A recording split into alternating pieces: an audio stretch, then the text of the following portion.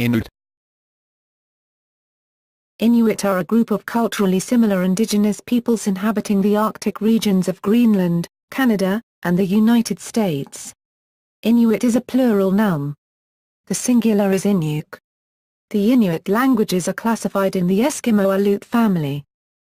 In the United States, the term Eskimo was commonly used to describe Inuit, and other Arctic peoples, because it includes both of Alaska's Yupik and Inupiat peoples, while Inuit is not proper or accepted as a term for the Yupik.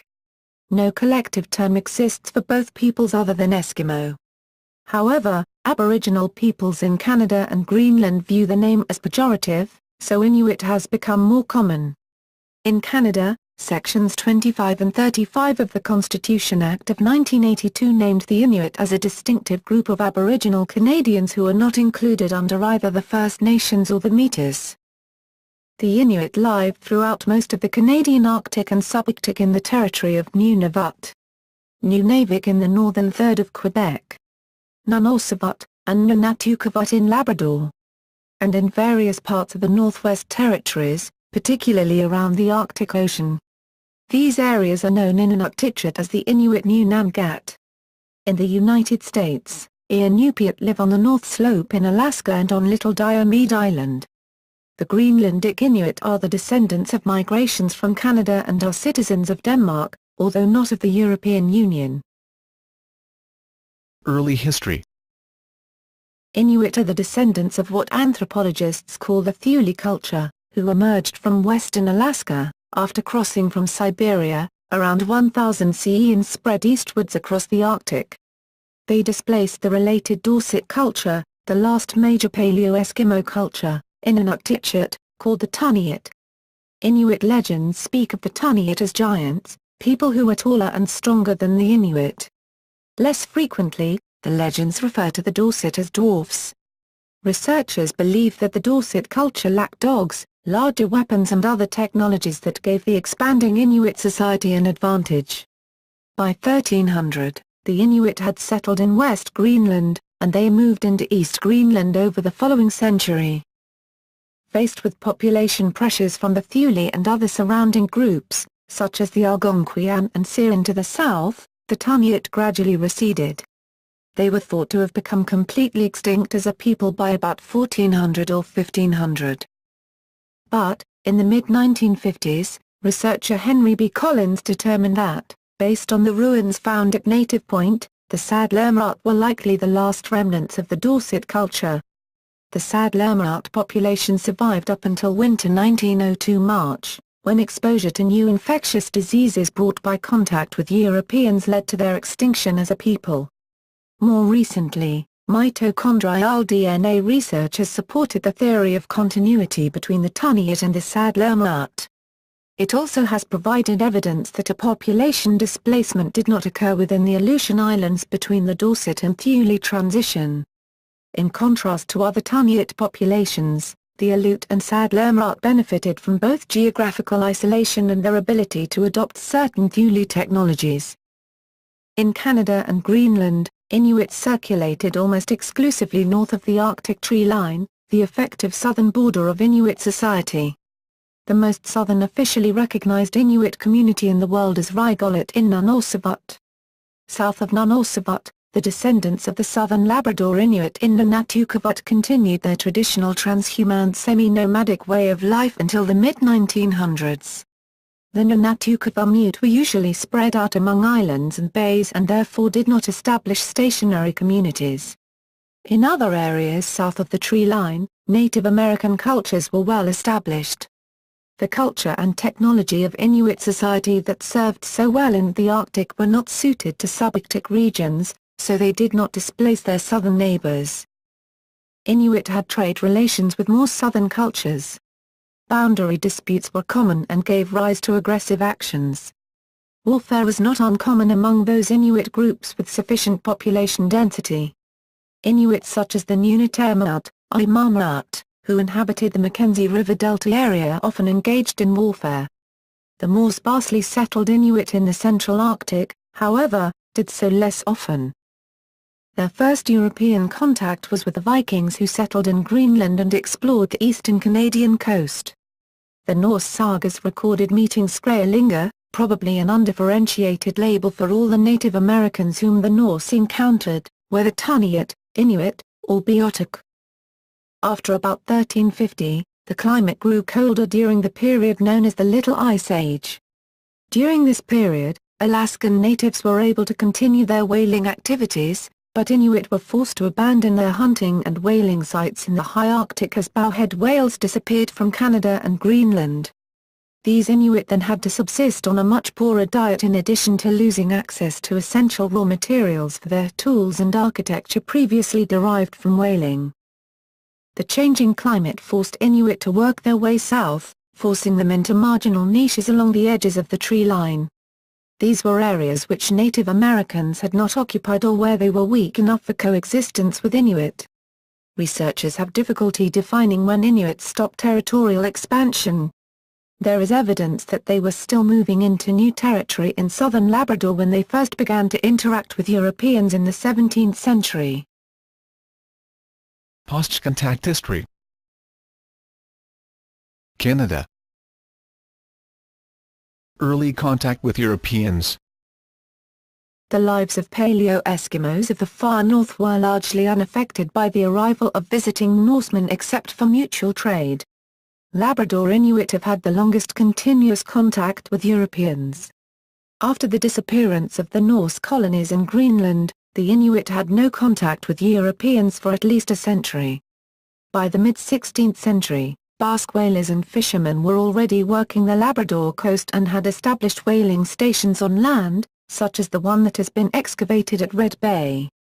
The Inuit appear not to have interfered with their operations, but they raided the stations in winter for tools and items made of worked iron, which they adapted to their own needs. Martin Frobisher's 1576 search for the Northwest Passage was the first well-documented post-Columbian contact between Europeans and Inuit. Frobisher's expedition landed in Frobisher Bay, Baffin Island, not far from the settlement now called the city of Iqaluit, which was long known as Frobisher Bay. Frobisher encountered Inuit on Resolution Island where 5 sailors left the ship, under orders from Frobisher, and became part of Inuit mythology. The homesick sailors, tired of their adventure, attempted to leave in a small vessel and vanished. Frobisher brought an unwilling Inuit to England, possibly the first Inuit ever to visit Europe. The Inuit oral tradition, in contrast, recounts the natives helping Frobisher's crewmen, whom they believed had been abandoned. The semi-nomadic eco-centered Inuit were fishers and hunters harvesting lakes, seas, ice platforms and tundra.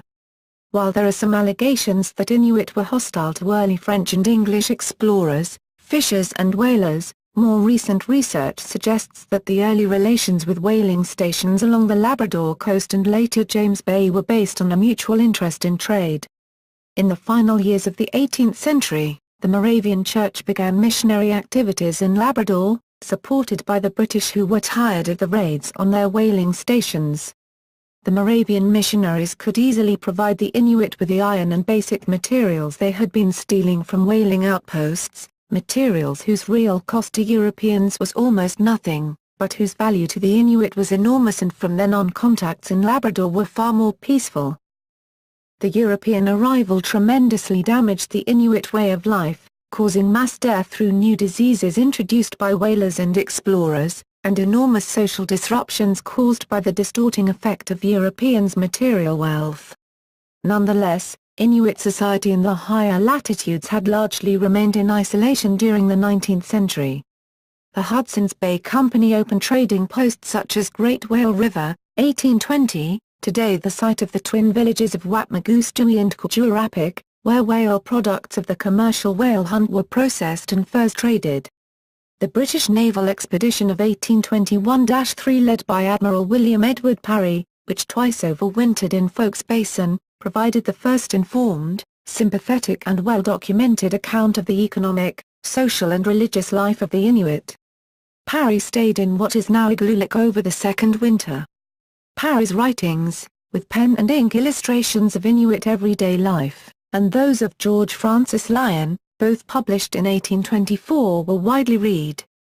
Captain George Cummer's Inuit wife Shufli, known for her sewing skills and elegant attire, was influential in convincing him to acquire more sewing accessories and beads for trade with Inuit. Early 20th century. During the early 20th century a few traders and missionaries circulated among the more accessible bands, and after 1904 they were accompanied by a handful of Royal Canadian Mounted Police, RCMP. Unlike most Aboriginal peoples in Canada, however, the lands occupied by the Inuit were of little interest to European settlers. To the Southerners, the homeland of the Inuit was a hostile hinterland.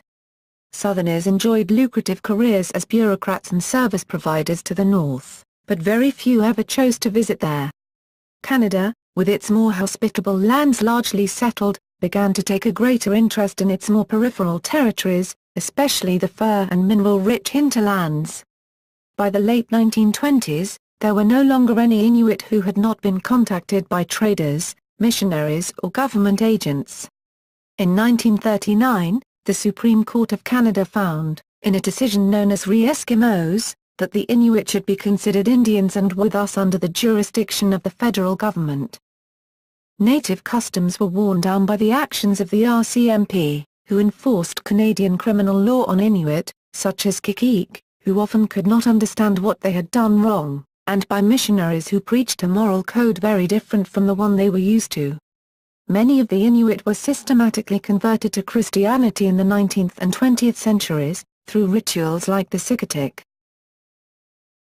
Second World War to the 1960s. World War II and the Cold War made Arctic Canada strategically important for the first time and, thanks to the development of modern aircraft, accessible year-round. The construction of air bases and the distant early warning line in the 1940s and 1950s brought more intensive contacts with European society, particularly in the form of public education, which traditionalists complained instilled foreign values disdainful of the traditional structure of Inuit society. In the 1950s the High Arctic relocation was undertaken by the Government of Canada for several reasons. These were to include protecting Canada's sovereignty in the Arctic, alleviating hunger, as the area currently occupied had been overhunted, and attempting to solve the Eskimo problem, meaning the assimilation and end of the Inuit culture. One of the more notable relocations was undertaken in 1953, when 17 families were moved from Port Harrison, now Inuit, Quebec, to Resolute and Grise-Fod. They were dropped off in early September when winter had already arrived. The land they were sent to was very different from that in the Inuit area.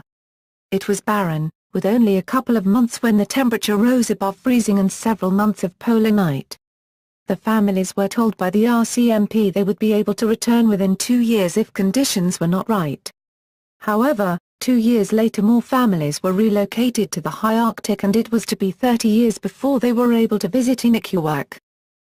By 1953, Canada's Prime Minister Louis Saint Laurent publicly admitted, "Apparently we have administered the vast territories of the North in an almost continuing absence of mind."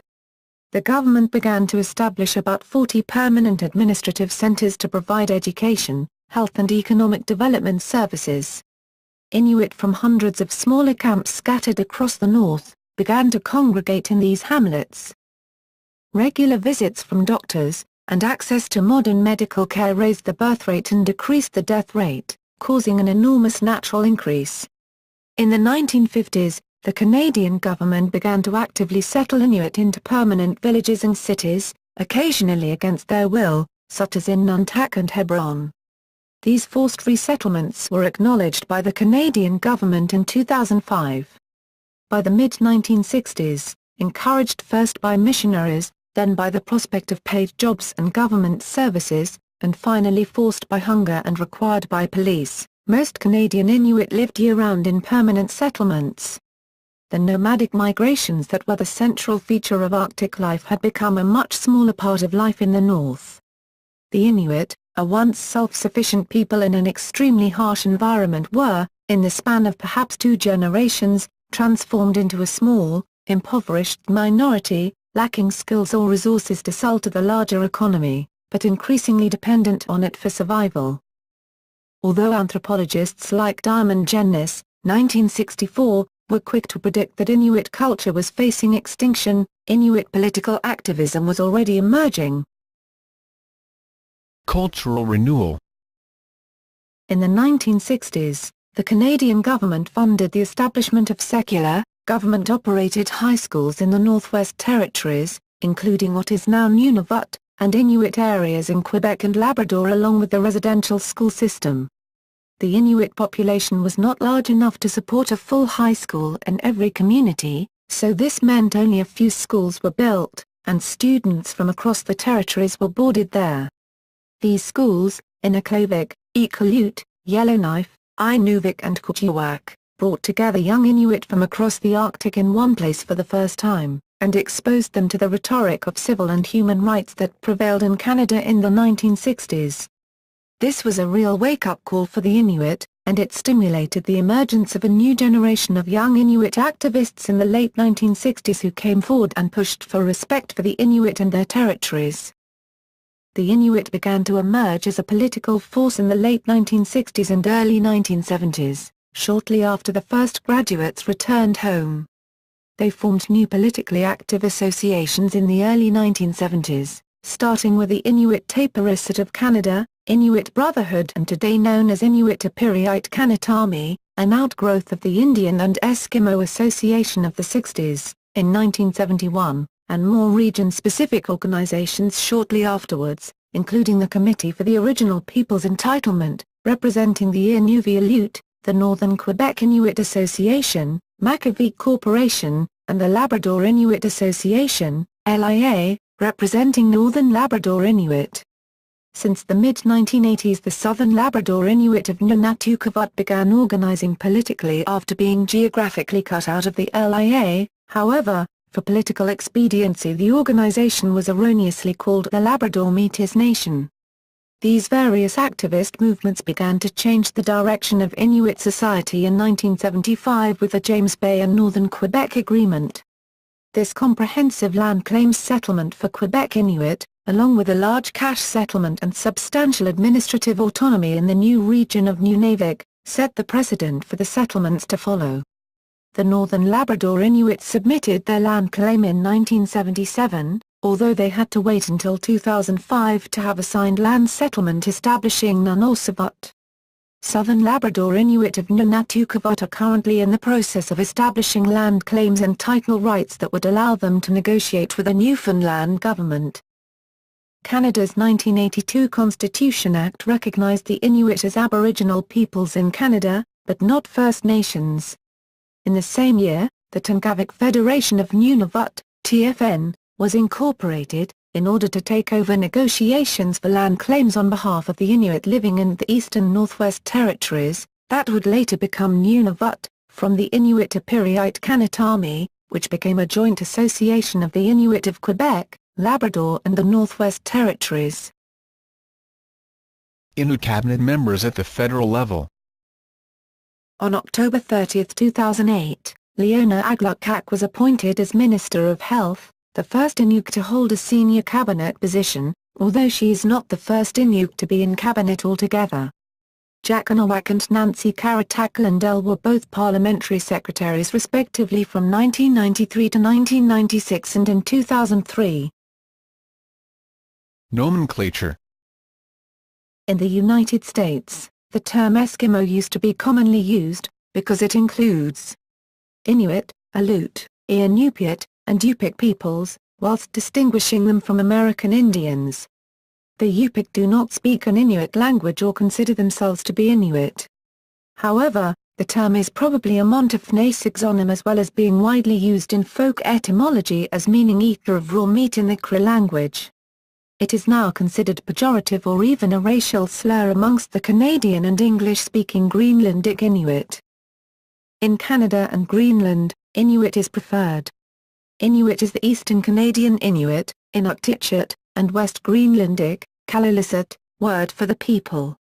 Since Inuktitut and Kalaallisut are the prestige dialects in Canada and Greenland, respectively, their version has become dominant, although every Inuit dialect uses cognates from the Proto-Eskimo Inuk, for example, people as Inugut in North Greenlandic and Ivit in East Greenlandic. Cultural history. Languages.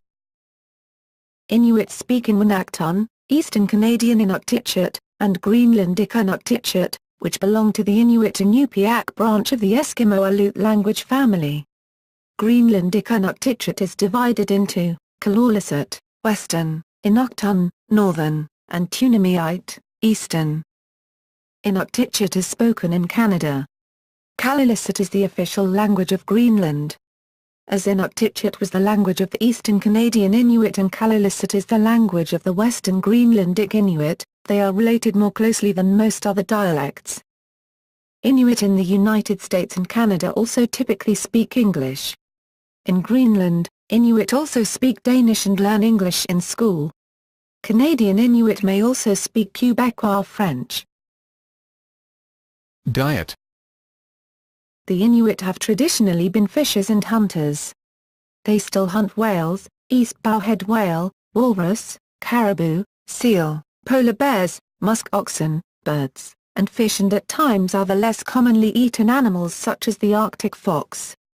The typical Inuit diet is high in protein and very high in fat. In their traditional diets, Inuit consumed an average of 75% of their daily energy intake from fat. While it is not possible to cultivate plants for food in the Arctic, the Inuit have traditionally gathered those that are naturally available.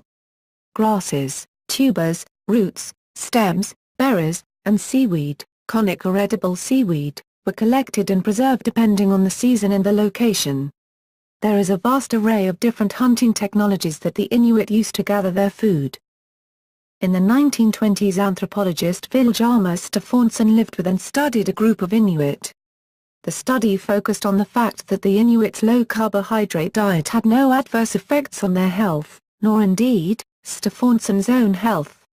Stefansson, 1946, also observed that the Inuit were able to get the necessary vitamins they needed from their traditional winter diet, which did not contain any plant matter. In particular, he found that adequate vitamin C could be obtained from items in their traditional diet of raw meat such as ringed seal liver and whale skin, Miktuuk. While there was considerable skepticism when he reported these findings, they have been borne out in recent studies and analyses. However, the Inuit have lifespans 12 to 15 years shorter than the average Canadians, which is thought to be a result of overcrowding. The life expectancy gap is not closing. Transport, navigation, and dogs. The natives hunted sea animals from single-passenger, covered sealskin boats called kajak, Inuktitut syllabics, kayak, which were extraordinarily buoyant, and could easily be righted by a seated person, even if completely overturned.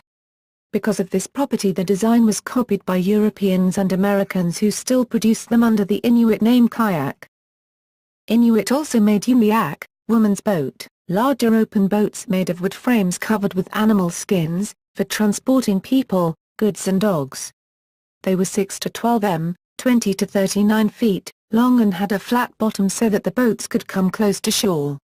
In the winter, Inuit would also hunt sea mammals by patiently watching an igloo, breathing hole, in the ice and waiting for the air-breathing seals to use them. This technique is also used by the polar bear, who hunts by seeking holes in the ice and waiting nearby. In winter, both on land and on sea ice, the Inuit use dog sleds, kamutik, for transportation. The husky dog breed comes from Inuit breeding of dogs and wolves for transportation. A team of dogs in either a tandem side-by-side or fan formation would pull a sled made of wood, animal bones, or the baleen from a whale's mouth and even frozen fish, over the snow and ice. The Inuit use stars to navigate at sea and landmarks to navigate on land. They possessed a comprehensive native system of toponymy. Where natural landmarks were insufficient, the Inuit would erect an inukshuk. Dogs played an integral role in the annual routine of the Inuit. During the summer they became pack animals, sometimes dragging up to 20 kilograms, 44 pounds, of baggage, and in the winter they pulled the sled. Year-long they assisted with hunting by sniffing out seals' holes and pestering polar bears. They also protected the Inuit villages by barking at bears and strangers. The Inuit generally favored, and tried to breed, the most striking and handsome of dogs, especially ones with bright eyes and a healthy coat. Common husky dog breeds used by the Inuit were the Canadian Eskimo dog, the official animal of Nunavut, Gmeek. Inuktitut for dog, the Greenland dog, the Siberian husky and the Alaskan Malamute. The Inuit would perform rituals over the newborn pup to give it favorable qualities. The legs were pulled to make them grow strong and the nose was poked with a pin to enhance the sense of smell. Industry, art, and clothing. Inuit industry relied almost exclusively on animal hides, driftwood, and bones, although some tools were also made out of worked stones, particularly the readily worked soapstone. Walrus ivory was a particularly essential material, used to make knives. Art played a big part in Inuit society and continues to do so today. Small sculptures of animals and human figures, usually depicting everyday activities such as hunting and whaling, were carved from ivory and bone. In modern times prints and figurative works carved in relatively soft stones such as soapstone, serpentinite, or argillite have also become popular. Inuit made clothes and footwear from animal skins, sewn together using needles made from animal bones and threads made from other animal products, such as sinew. The anorak, parka, is made in a similar fashion by Arctic peoples from Europe through Asia and the Americas, including the Inuit. The hood of an amorti, women's parka, plural amortiat, was traditionally made extra large with a separate compartment below the hood to allow the mother to carry a baby against her back and protect it from the harsh wind. Styles vary from region to region, from the shape of the hood to the length of the tails. Boots, mukluk or kamik, could be made of caribou or sealskin, and designed for men and women. During the winter, certain Inuit lived in a temporary shelter made from snow called an igloo, and during the few months of the year when temperatures were above freezing, they lived in tents, known as tupik, made of animal skins supported by a frame of bones or wood. Some, such as the Siglit, used driftwood, while others built sod houses. Gender roles, marriage, birth, and community. The division of labor in traditional Inuit society had a strong gender component, but it was not absolute. The men were traditionally hunters and fishermen and the women took care of the children, cleaned the home, sewed, processed food, and cooked. However, there are numerous examples of women who hunted, out of necessity or as a personal choice. At the same time men, who could be away from camp for several days at a time, would be expected to know how to sew and cook. The marital customs among the Inuit were not strictly monogamous, many Inuit relationships were implicitly or explicitly sexual. Open marriages, polygamy, divorce, and remarriage were known. Among some Inuit groups, if there were children, divorce required the approval of the community and particularly the agreement of the elders. Marriages were often arranged, sometimes in infancy, and occasionally forced on the couple by the community. Marriage was common for women at puberty and for men when they became productive hunters. Family structure was flexible, a household might consist of a man and his wife, or wives, and children. It might include his parents or his wife's parents as well as adopted children. It might be a larger formation of several siblings with their parents, wives and children. Or even more than one family sharing dwellings and resources. Every household had its head, an elder or a particularly respected man. There was also a larger notion of community as, generally, several families shared a place where they wintered. Goods were shared within a household, and also, to a significant extent, within a whole community. The Inuit were hunter-gatherers, and have been referred to as nomadic. One of the customs following the birth of an infant was for an Anjak Kook, shaman, to place a tiny ivory carving of a whale into the baby's mouth, in hopes this would make the child good at hunting. Loud singing and drumming were also customary after a birth. Raiding. Virtually all Inuit cultures have oral traditions of raids by other indigenous peoples, including fellow Inuit, and of taking vengeance on them in return, such as the Bloody Falls Massacre. Western observers often regarded these tales as generally not entirely accurate historical accounts, but more as self-serving myths. However, evidence shows that Inuit cultures had quite accurate methods of teaching historical accounts to each new generation. In northern Canada, historically there were ethnic feuds between the Dene and the Inuit, as witnessed by Samuel Hearne in 1771. In 1996, Dene and Inuit representatives participated in a healing ceremony to reconcile the centuries-old grievances. The historic accounts of violence against outsiders does make clear that there was a history of hostile contact within the Inuit cultures and with other cultures. It also makes it clear that Inuit nations existed through history, as well as confederations of such nations. The known confederations were usually formed to defend against a more prosperous, and thus stronger, nation. Alternately, people who lived in less productive geographical areas tended to be less warlike, as they had to spend more time producing food. Justice within Inuit culture was moderated by the form of governance that gave significant power to the elders. As in most cultures around the world, justice could be harsh and often included capital punishment for serious crimes against the community or the individual.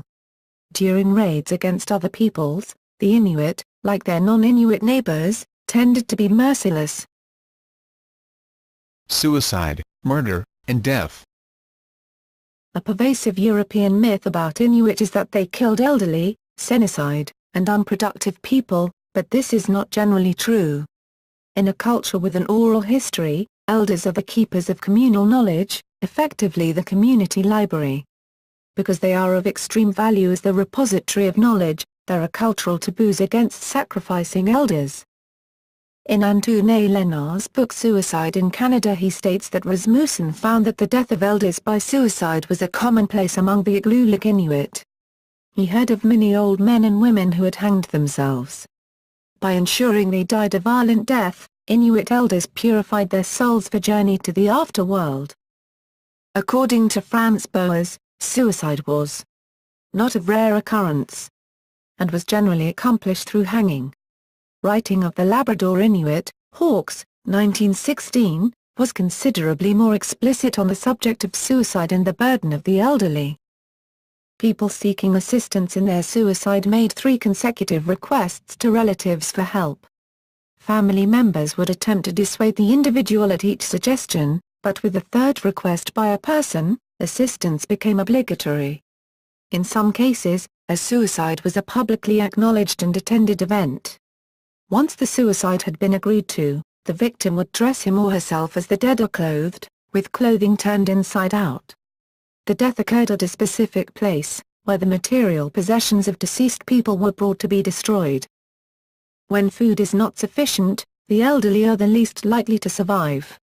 In the extreme case of famine, the Inuit fully understood that, if there was to be any hope of obtaining more food, a hunter was necessarily the one to feed on whatever food was left.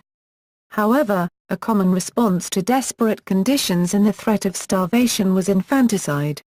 A mother abandoned an infant in hopes that someone less desperate might find and adopt the child before the cold or animals killed it. The belief that the Inuit regularly resorted to infanticide may be due in part to studies done by Asen Balakchi, Milton Freeman and David Riches among the Nutsilik, along with the trial of Kikik.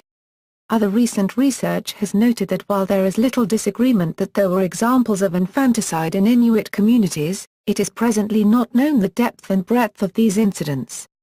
The research is neither complete nor conclusive to allow for a determination of whether infanticide was a rare or a widely practiced event.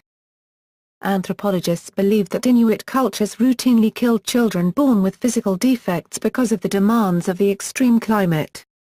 These views were changed by late 20th century discoveries of burials at an archaeological site.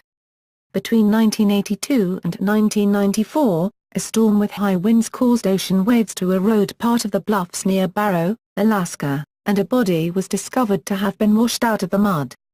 Unfortunately, the storm claimed the body, which was not recovered. But examination of the eroded bank indicated that an ancient house, perhaps with other remains, was likely to be claimed by the next storm. The site, known as the Ikukazi Archaeological Site, was excavated. Several frozen bodies, now known as the Frozen family, were recovered, autopsies were performed, and they were reinterred as the first burials in the then new Maxorn Cemetery south of Barrow. Years later another body was washed out of the bluff. It was a female child, approximately 9 years old, who had clearly been born with a congenital birth defect. This child had never been able to walk, but must have been cared for by family throughout her life. She was the best preserved body ever recovered in Alaska, and radiocarbon dating of grave goods and of a strand of her hair all place her back to about 1200 CE. During the 19th century, the Western Arctic suffered a population decline of close to 90%, resulting from exposure to new diseases, including tuberculosis, measles, influenza, and smallpox. Autopsies near Greenland reveal that, more commonly pneumonia, kidney diseases, trichinosis, malnutrition, and degenerative disorders may have contributed to mass deaths among different Inuit tribes. The Inuit believed that the causes of the disease were of a spiritual origin. Traditional law. Inuit traditional laws are anthropologically different from Western law concepts. Customary law was thought non-existent in Inuit society before the introduction of the Canadian legal system.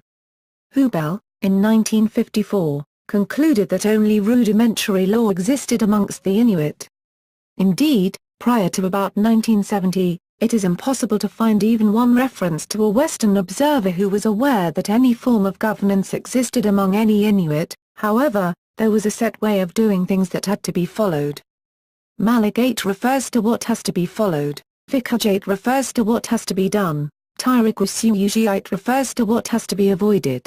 If an individual's actions went against the Tirigusuugiite, Maligate or Vicagate, the Anjak Kook, shaman, might have to intervene, lest the consequences be dire to the individual or the community. Traditional beliefs. The environment in which the Inuit lived inspired a mythology filled with adventure tales of whale and walrus hunts. Long winter months of waiting for caribou herds or sitting near breathing holes hunting seals gave birth to stories of mysterious and sudden appearance of ghosts and fantastic creatures. Some Inuit looked into the aurora borealis, or northern lights, to find images of their family and friends dancing in the next life. However, some Inuit believed that the lights were more sinister and if you whistled at them, they would come down and cut off your head. This tale is still told to children today. For others they were invisible giants, the souls of animals, a guide to hunting and as a spirit for the Anjak Kook to help with healing. They relied upon the Anjak Kook, shaman, for spiritual interpretation. The nearest thing to a central deity was the old woman, Skna, who lived beneath the sea. The waters, a central food source, were believed to contain great gods. The Inuit practiced a form of shamanism based on animist principles. They believed that all things had a form of spirit, including humans, and that to some extent these spirits could be influenced by a pantheon of supernatural entities that could be appeased when one required some animal or inanimate thing to act in a certain way. The Anjak Kook of a community of Inuit was not the leader, but rather a sort of healer and psychotherapist, who tended wounds and offered advice, as well as invoking the spirits to assist people in their lives. His or her role was to see, interpret and exhort the subtle and unseen. Anjak Kook were not trained. They were held to be born with the ability and recognized by the community as they approached adulthood. Inuit religion was closely tied to a system of rituals integrated into the daily life of the people. These rituals were simple but held to be necessary. According to a customary Inuit saying, by believing that all things, including animals, have souls like those of humans, any hunt that failed to show appropriate respect and customary supplication would only give the liberated spirits cause to avenge themselves. The harshness and unpredictability of life in the Arctic ensured that Inuit lived with concern for the uncontrollable, where a streak of bad luck could destroy an entire community. To offend a spirit was to risk its interference with an already marginal existence.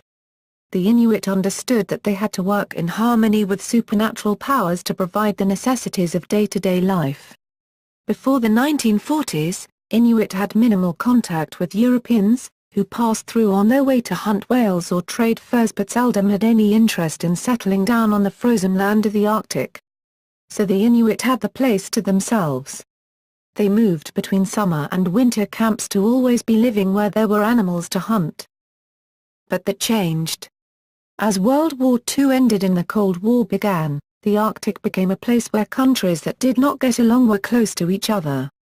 The Arctic had always been seen as inaccessible, but the invention of aircraft made it easier for non-Arctic dwellers to get there. As new air bases and radar stations were built in the Arctic to monitor rival nations, permanent settlements were developed around them, including schools and healthcare centers.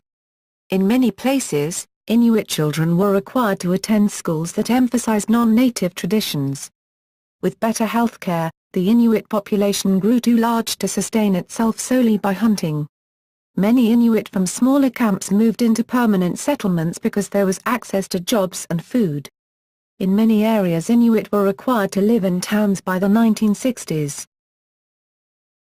Demographics. In total there are about 118,426 Inuit living in 3 countries, Canada, Greenland and the United States. Canada. Although the 50,480 Inuit listed in the 2006 Canada census can be found throughout Canada, the majority, 44,470, live in 4 regions. As of the 2006 Canada census, there were 4,715 Inuit living in Newfoundland and Labrador and about 2,160 live in Nunavut. There are also about 6,000 Nunatukeewut people, Labrador Métis or Inuit Métis, living in southern Labrador in what is called Nunatukeewut. As of the 2006 Canada census, there were 4,165 Inuit living in the Northwest Territories. The majority, about 3,115, live in the 6 communities of the Inuvialut settlement region. As of the 2006 Canada census, there were 24,640 Inuit living in Nunavut. In Nunavut, the Inuit population forms a majority in all communities and is the only jurisdiction of Canada where Aboriginal peoples form a majority. As of the 2006 Canada census, there were 10,950 Inuit living in Quebec. The majority, about 9,565, live in Nunavik. Greenland. According to the 2013 edition of the World Factbook, published by the Central Intelligence Agency, the Inuit population of Greenland is 89%. 51,365 out of a total of 57,714 people. Like Nunavut, the population lives throughout the region. United States. According to the 2000 United States Census, there were a total of 16,581 Inuit living throughout the country. The majority, about 14,718, live in the state of Alaska. Governance. The Inuit Circumpolar Council is a United Nations recognized non-governmental organization, NGO, which defines its constituency as Canada's Inuit and Inuvialut, Greenland's Kalaalleq Inuit, Alaska's Inupiat and Yupik, and Russia's Siberian Yupik, despite the last 2 neither speaking an Inuit dialect or considering themselves Inuit. Nonetheless, it has come together with other circumpolar cultural and political groups to promote the Inuit and other northern people in their fight against ecological problems such as climate change, which disproportionately affects the Inuit population. The Inuit Circumpolar Council is one of the 6 group of Arctic indigenous peoples that have a seat as a so-called permanent participant on the Arctic Council, an international high-level forum in which the 8 Arctic countries, US, Canada, Russia, Finland and the 4 Scandinavian countries, discuss Arctic policy. On May 12, 2011, Greenland's Prime Minister Kuupik Kleist hosted the ministerial meeting of the Arctic Council, an event for which the American Secretary of State Hillary Clinton came to Nuuk, as did many other high-ranking officials such as Russian Foreign Minister Sergei Lavrov, Swedish Foreign Minister Carl Bildt and Norwegian Foreign Minister Jonas Gahr Store. At that event they signed the Nuuk Declaration. Regional autonomy in Canada. The Inuvialut are Western Canadian Inuit who remained in the Northwest Territories when Nunavut split off. They live primarily in the Mackenzie River Delta, on Banks Island, and parts of Victoria Island in the Northwest Territories. They are officially represented by the Inuvialut Regional Corporation and, in 1984, received a comprehensive land claims settlement, the first in northern Canada, with the signing of the Inuvialut Final Agreement. The TFN worked for 10 years and, in September 1992, came to a final agreement with the Government of Canada. This agreement called for the separation of the Northwest Territories into an Eastern Territory whose aboriginal population would be predominantly Inuit, the future Nunavut, and a rump Northwest Territories in the west. It was the largest land claims agreement in Canadian history. In November 1992, the Nunavut Final Agreement was approved by nearly 85% of the Inuit of what would become Nunavut. As the final step in this long process, the Nunavut Land Claims Agreement was signed on May 25, 1993, in Iqaluit by Prime Minister Brian Mulroney and by Paul Quasar, the president of Nunavut Ingavik Incorporated, which replaced the TFN with the ratification of the Nunavut Final Agreement. The Canadian Parliament passed the supporting legislation in June of the same year, enabling the 1999 establishment of Nunavut as a territorial entity. With the establishment of Nunavut in 2005, almost all the traditional Inuit lands in Canada, with the exception of Nunatukevat in Central and South Labrador, are now covered by some sort of land claims agreement providing for regional autonomy. Greenland Autonomous Country. In 1953, Denmark put an end to the colonial status of Greenland and granted Home Rule in 1979, and in 2008 a self-government referendum was passed with 75% approval. Although a part of the Kingdom of Denmark, Greenland, known as Kalaallit Nunaat, maintains much autonomy today. Of a population of 55,000, 80% of Greenlanders identify as Inuit. Their economy is based on fishing and shrimping. The Thule people arrived in Greenland in the 13th century. There they encountered the Norsemen, who had established colonies there since the late 10th century, as well as a later wave of the Dorset people. Because most of Greenland is covered in ice, the Greenland Inuit, or Kalaallit, only live in coastal settlements, particularly the northern polar coast, the eastern Ammassalik coast and the central coasts of western Greenland. Alaska. Currently Alaska is governed as a state within United States with very limited autonomy for native Alaskan. European colonization of Alaska started in 18th century by Russia.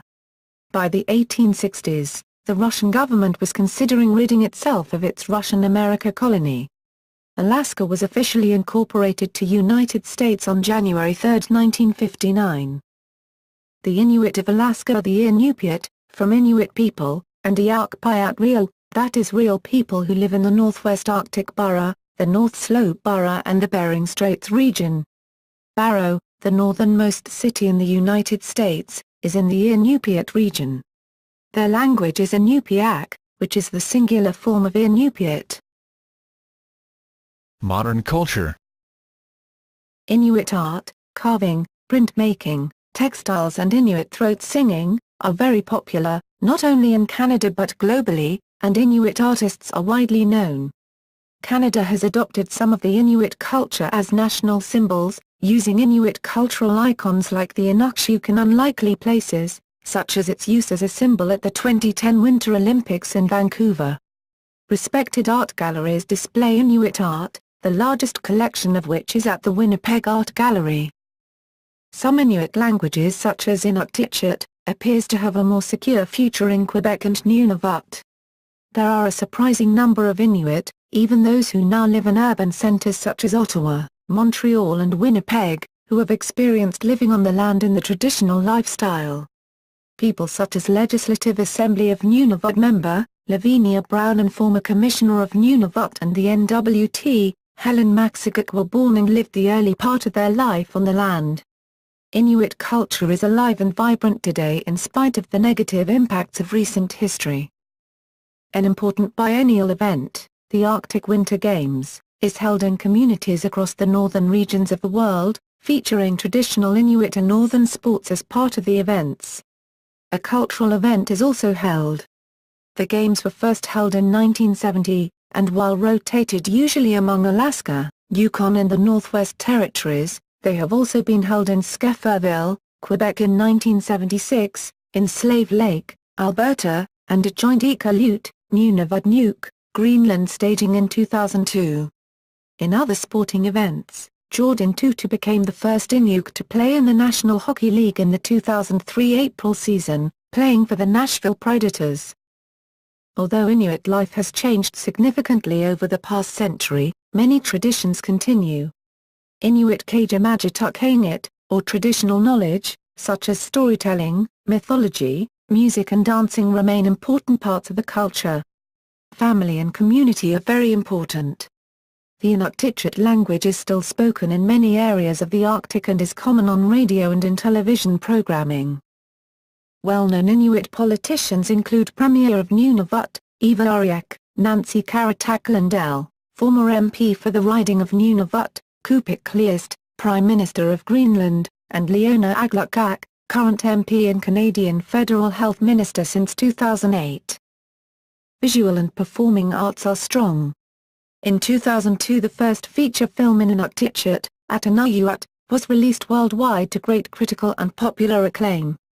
It was directed by Zacharias Konyuk, and written, filmed, produced, directed, and acted almost entirely by the Inuit of Igloolik. In 2009 the film, Le Voyage d'Inuk, a Greenlandic language feature film directed by Mike Magidson and co-written by Magidson and French film producer Jean-Michel Hucktin. One of the most famous Inuit artists is Pitsiolak Ashona. Susan Iglukak is a popular singer.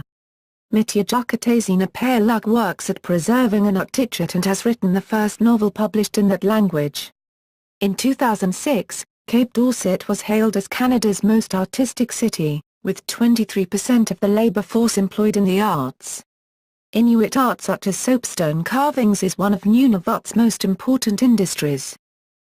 Recently, there has been an identity struggle among the younger generations of Inuit, between their traditional heritage and the modern society which their cultures have been forced to assimilate into in order to maintain a livelihood. With current dependence on modern society for necessities, including governmental jobs, food, aid, medicine, etc., the Inuit have had much interaction with and exposure to the societal norms outside their previous cultural boundaries. The stresses regarding the identity crisis among teenagers have led to disturbingly high numbers of suicide. A series of authors has focused upon the increasing myopia in the youngest generations of Inuit. Myopia was almost unknown prior to the Inuit adoption of Western culture.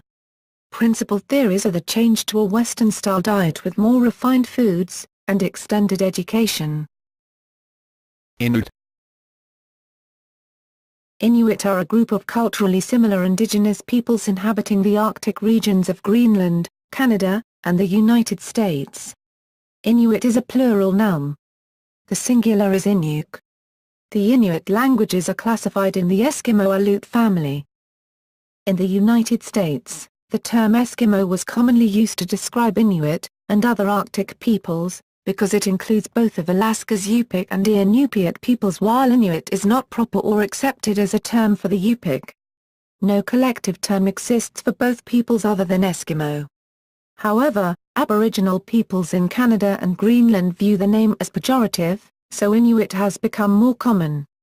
In Canada, Sections 25 and 35 of the Constitution Act of 1982 named the Inuit as a distinctive group of Aboriginal Canadians who are not included under either the First Nations or the Métis. The Inuit live throughout most of the Canadian Arctic and Subarctic in the territory of Nunavut. Nunavik in the northern third of Quebec.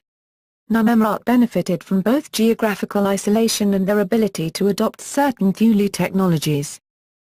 In Canada and Greenland, Inuit circulated almost exclusively north of the Arctic tree line, the effective southern border of Inuit society. The most southern officially recognized Inuit community in the world is Rigolet in Nunavut. South of Nunavut, the descendants of the southern Labrador Inuit in the Nunatukeewut continued their traditional transhumant semi-nomadic way of life until the mid-1900s. The Nunatukeewut were usually spread out among islands and bays and therefore did not establish stationary communities. In other areas south of the tree line, Native American cultures were well established. The culture and technology of Inuit society that served so well in the Arctic were not suited to subarctic regions, so they did not displace their southern neighbors. Inuit had trade relations with more southern cultures. Boundary disputes were common and gave rise to aggressive actions. Warfare was not uncommon among those Inuit groups with sufficient population density. By 1300, the Inuit had settled in West Greenland, and they moved into East Greenland over the following century.